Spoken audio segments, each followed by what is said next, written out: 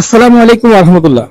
এই মুহূর্তে লাইভে যুক্ত হয়েছি 250 জেনারেল হাসপাতালের মর্গে থেকে। আসলে যেই কটাটি বর্ণনার জন্য এই মুহূর্তে লাইভে যুক্ত হয়েছি আপনাদেরকে বলতে চাই। আসলে যেই ছেলেটি মোর্শেদ নামের এবং কি মোটবি ইউনিয়নের শাশ্বতী গ্রামের ছেলেটি জামাতপন্থী অর্থাৎ জামাত করতে এরকম কিছু তথ্য আমাদের কাছে রয়েছে।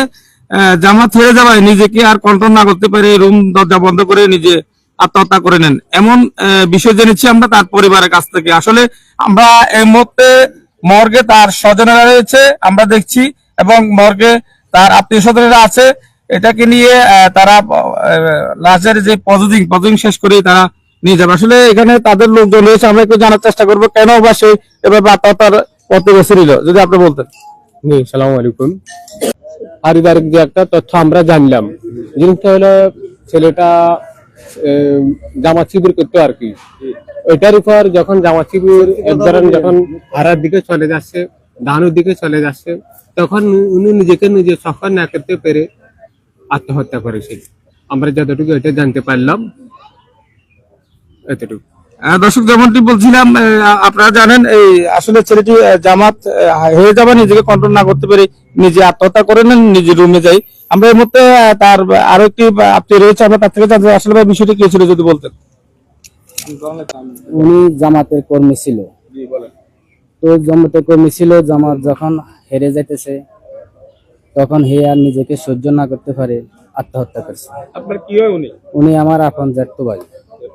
এখন আপনারা কি চাচ্ছেন? এটা লাস্ট যে এখানে রয়েছে, লাস্টটা যে এখানে রয়েছে, এটা সম্পূর্ণ প্রসেসিং শেষ করে লাস্ট আপনারা নিয়ে যেতে চাচ্ছেন, এটা প্রশাসনের কাছে বলতে হবে তো বলেন।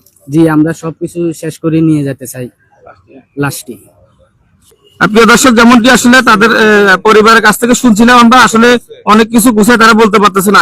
ছেলেটি জামাত করার কারণে নিজেই যেহেতু জামাত ছেড়ে যাচ্ছিল, নিজের রুমে যাই আত্মহত্যা করে নেন। আমরা জামাতের ঊর্ধ্বতন কর্মকর্তা যারা ফেনী সহ বিভিন্ন স্থানে রয়েছেন, আমরা ইতিমধ্যে তাদের দৃষ্টি আকর্ষণ করবো। আপনারা তার পাশে এসে দাঁড়ানোর জন্য বিশেষ অনুরোধ রইল। অর্থাৎ জামাতের ফেনী যারা দায়িত্বশীল যারা রয়েছেন, আমরা তাদেরকে বলবো তার পাশে এসে যেন দাঁড়ায়। এই মুহূর্তে ছেলেটি যেহেতু আত্মহত্যা পরে মর্গে রয়েছে, আমরা সরাসরি 250 জেনারেল হাসপাতালের মর্গে থেকে লাইভে যুক্ত হয়েছি।